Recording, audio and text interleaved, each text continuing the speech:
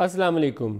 पिछले कई रोज़ से ये चहमगोइयाँ जारी थीं कि जो 24 तारीख़ है वो बड़ा एक डी डे बन सकता है बड़े मियाँ साहब के लिए भी और आसिफ अली ज़रदारी साहब के लिए भी।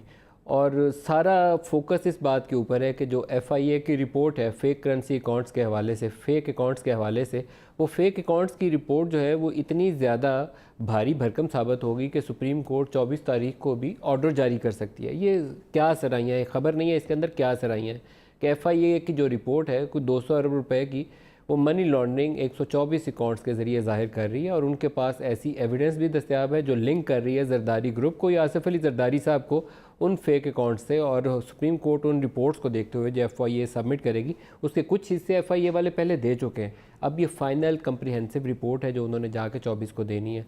तो कोर्ट उस दिन देखेगी उस रिपोर्ट को और FIA वालों को कहेगी कि इनको गिरफ़्तार कर लो। ये पहली क्या सराई का हिस्सा है। और दूसरी क्या सराई का हिस्सा ये है कि नवाज़ शरीफ साहब के मामले के ऊपर दो चीज़ें हैं।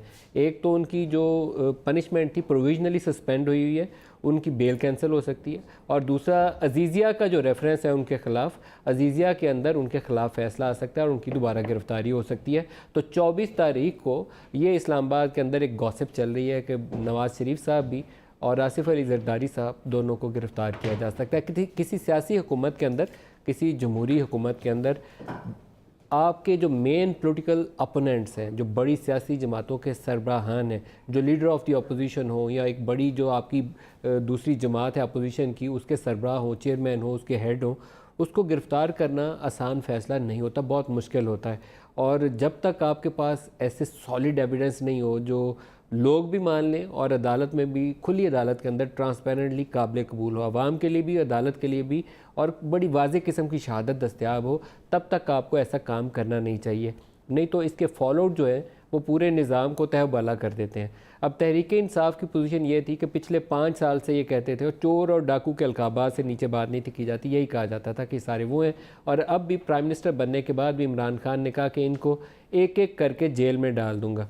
अब वो मौका आने वाला है जहाँ पर ये फ़ैसला करना होगा कि क्या पोजीशन लेनी है हुकूमत ने, क्या पोजीशन लेनी है अदालत ने, और क्या पोजीशन और रास्ता इख्तियार करना है नैब ने।